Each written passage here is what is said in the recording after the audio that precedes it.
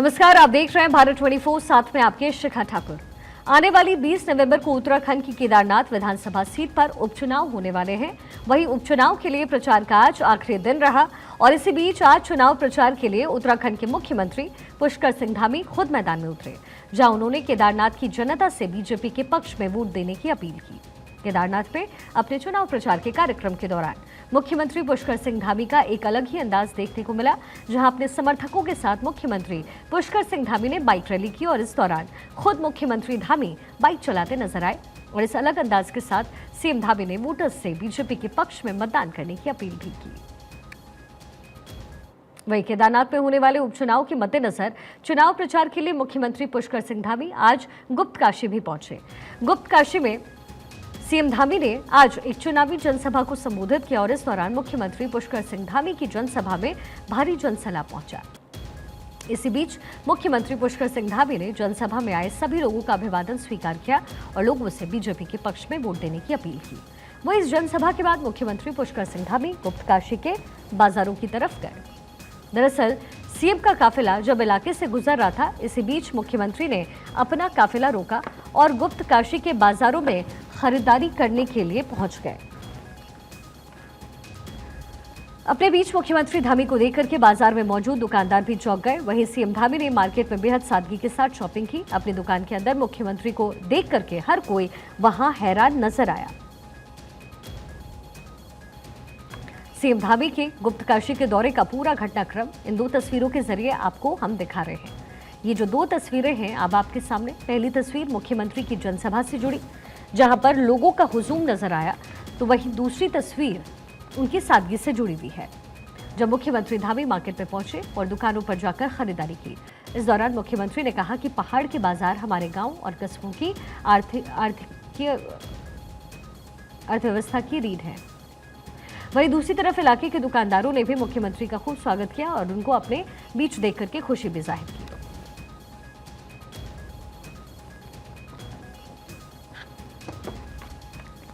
अपने दौरे के बीच मुख्यमंत्री पुष्कर सिंह धामी आज गैरसैंण भी पहुंचे और गैरसैंण में सीएम धामी ने लोगों से मुलाकात की। मुख्यमंत्री के दौरे की खास बात यह रही कि सीएम धामी गैरसैंण में बिना किसी प्रोटोकॉल या सुरक्षा के अचानक पहुंचे।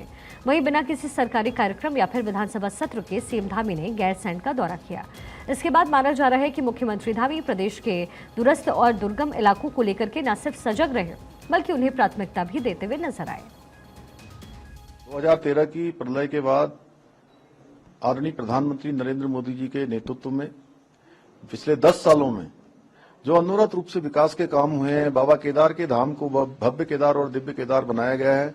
विकास की अनवरत यात्रा आगे बढ़ी है। अनेकों काम हुए हैं। 2000 करोड़ रुपए की लागत से बाबा केदार धाम का नवनिर्माण, पुनर्निर्माण, अनेकों प्रकल्प वहां पर अनेकों प्रोजेक्ट वहां चल रहे हैं। इसके साथ ही केदार घाटी हो, चाहे श्री केदारनाथ विधानसभा हो, आसपास का क्षेत्र हो, तेजी से विकास के रास्ते पर आगे बढ़ा है। केदारनाथ विधानसभा उपचुनाव से पहले इलाके में शराब बांटने को लेकर के सियासत भी गर्मा गई है। दरअसल कांग्रेस ने बीजेपी पर विधानसभा क्षेत्र में पड़ने वाले चोपता इलाके में शराब बांटने का आरोप लगाया। कांग्रेस का दावा है कि चुनाव को देखते हुए शराब बांटने का काम किया गया, जिसका जवाब अब बीजेपी ने दिया है। बीजेपी ने मामले में कांग्रेस पर निशाना साधते हुए आरोप लगाया कि कांग्रेस के ही लोगों ने बीजेपी की गाड़ी में शराब की बोतलें डाली।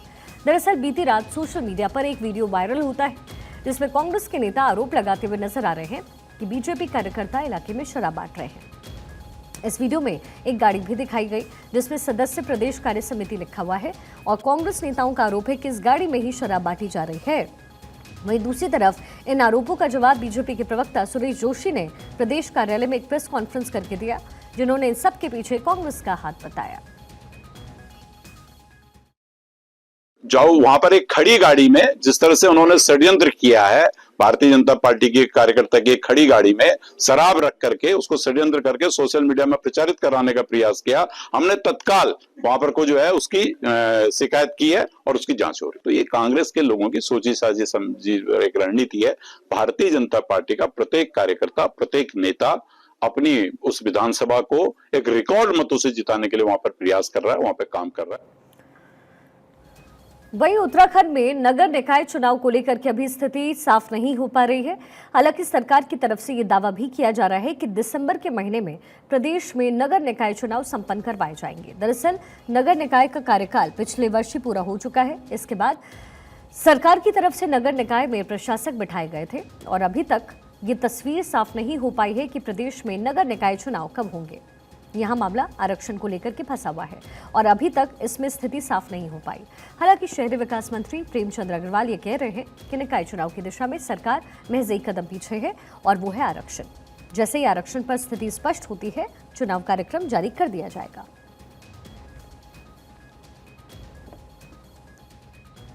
मेरा ये मानना है कि जो निकाय चुनाव है उससे पहले सिर्फ एक स्टेप पीछे हम लोग, वो है आरक्षण।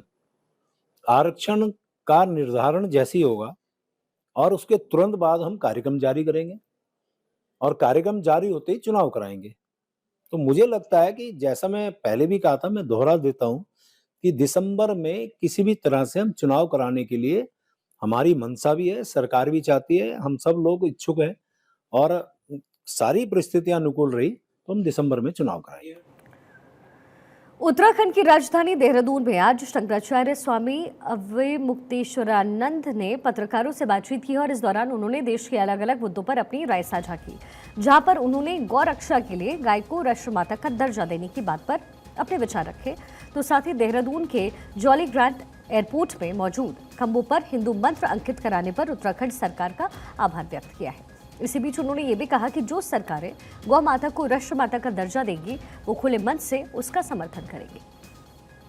ये जो देवभूमि, ये तपोभूमि, आज इसकी प्रकृति को परिवर्तित होते हुए हम लोग देख रहे हैं, जो कि एक अच्छा संकेत नहीं है।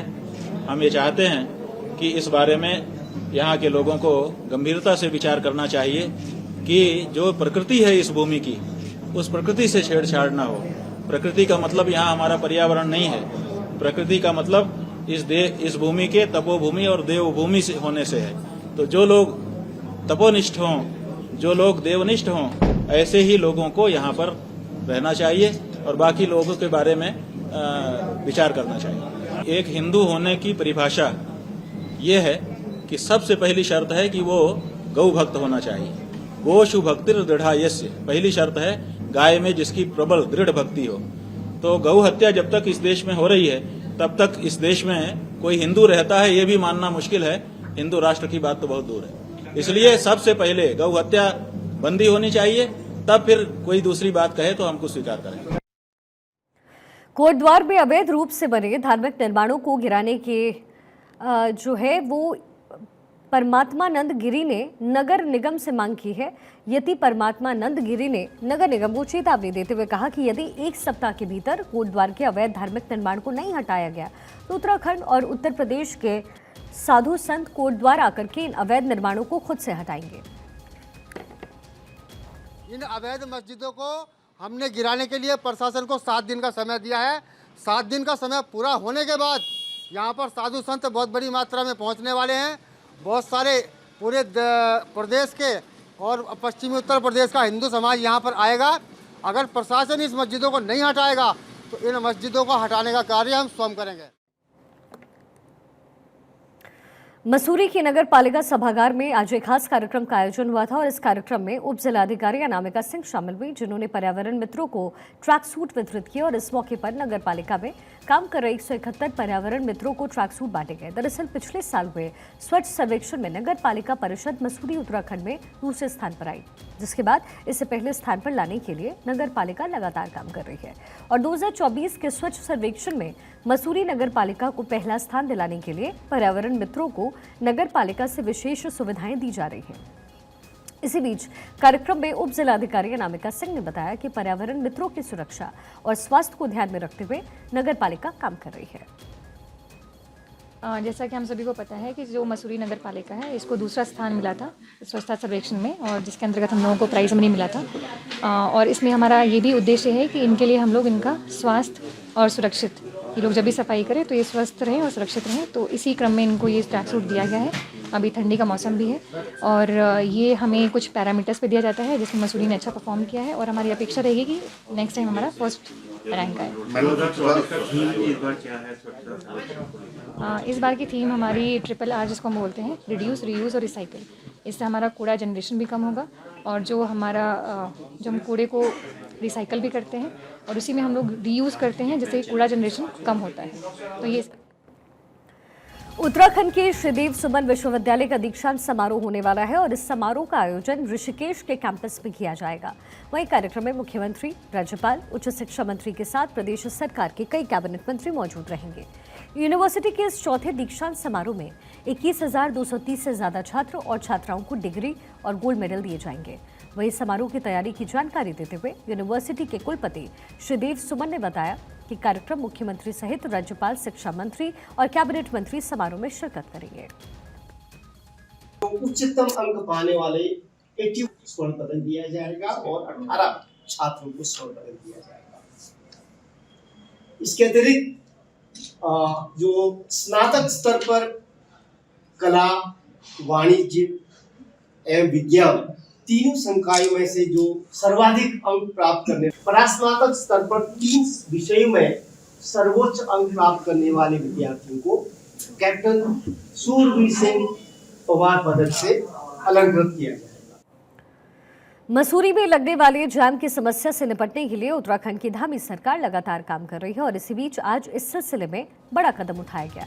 शहर में यातायात व्यवस्था को बेहतर करने के लिए आज उप जिलाधिकारी ने Mussoorie mall road, picture palace, Ghantaghar और लंढोर बाजार का निरीक्षण किया। इस दौरान उन्होंने अतिक्रमण करने वालों को चेतावनी भी दी, तो साथ ही नो पार्किंग जोन में खड़े वाहनों पर पुलिस को कड़ी कार्रवाई करने के आदेश दिए। इसी बीच उप जिलाधिकारी कार्यालय में टैक्सी एसोसिएशंस, नगर पालिका और पुलिस प्रशासन के साथ बैठक की गई, जिसमें व्यवस्थाओं को सुधारने के निर्देश दिए गए। तो साथ ही टैक्सी यूनियन को निर्देश दिया गया कि अपनी गाड़ियों को तय जगह पर ही पार्क करें। साथ ही टैक्सी और स्कूटी चलाने वालों ने अगर शहर की चौक चौराहों पर गाड़ी खड़ी की और उससे जाम लगा तो उन पर सख्त कार्रवाई करने के निर्देश पुलिस को दिए गए। इसी बीच उप जिलाधिकारी ने बताया कि पर्यटकों के सीजन के वक्त मसूरी में अक्सर जाम की समस्या उत्पन्न होती है, जिसको लेकर के आज निरीक्षण और बैठक भी आयोजित की गई।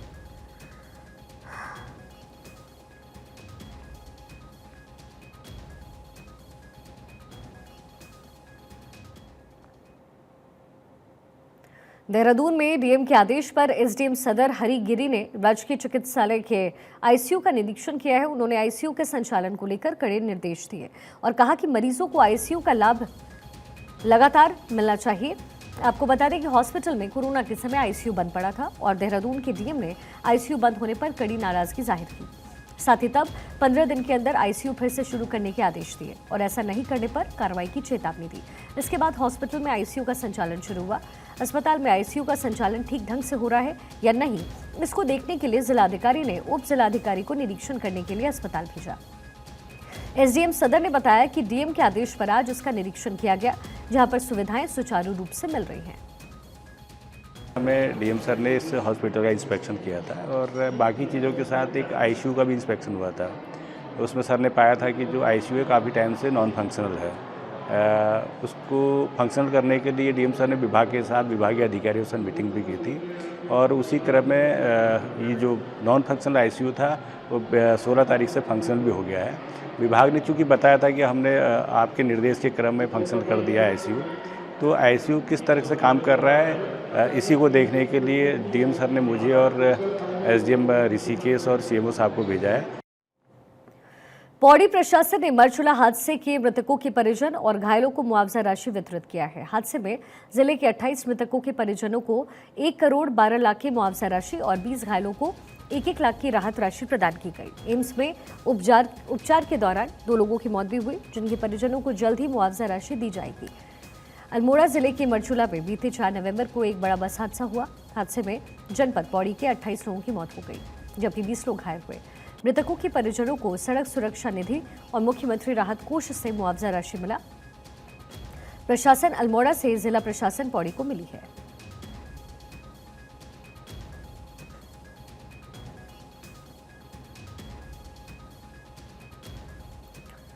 उत्तराखंड का कालागढ़ टाइगर रिजर्व की सोना नदी वाइल्ड लाइफ सेंचुरी और पाखरो पर्यटक जोन की अगले हफ्ते तक एडवांस बुकिंग है। इस बारे में डीएफओ नवीन चंद्र पंत ने जानकारी दी है, जिन्होंने बताया कि कालागढ़ टाइगर रिजर्व के पर्यटक जोन 15 नवंबर से पर्यटकों के लिए खोल दिए गए और पर्यटक तभी से एडवांस बुकिंग करवा रहे हैं।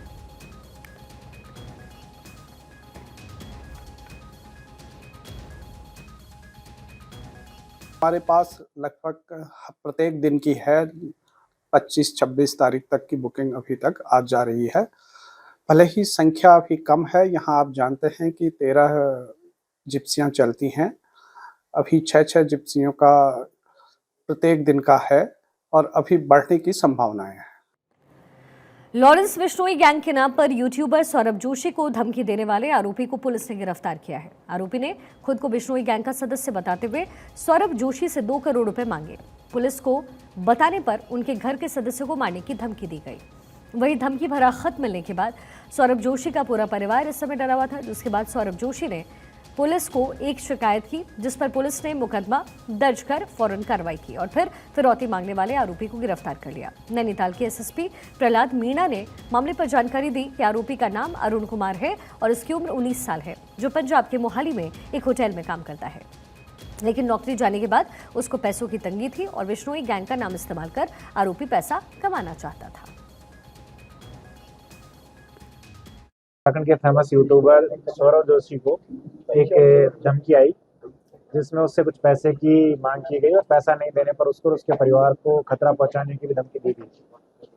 क्योंकि इस मामले में जो धमकी दी गई उसमें लॉरेंस बिश्नोई गैंग का नाम आ रहा था, तो इस मामले की संवेदनशीलता को देखते हुए पुलिस ने तत्काल एफआईआर रजिस्टर की और एफआईआर रजिस्टर करने के बाद में जो धमकी भरा पत्र आया था उसको उस एरिया के आसपास के सीसीटीवी देखे हमने, कुछ इलेक्ट्रॉनिक सर्वेलांस किया और कुछ मुखबिरी के आधार पर एक अभियुक्त जो है वो पुलिस के सस्पेक्ट के दायरे में आया और जब पुलिस ने उसको गिरफ्तार किया तो उससे पूछताछ पे निकल के आई बात कि उसके द्वारा ही यूट्यूबर सौरभ जोशी से पैसा निकलवाने के उद्देश्य से उस तरीके का धमकी भरा पत्र उसको भेजा।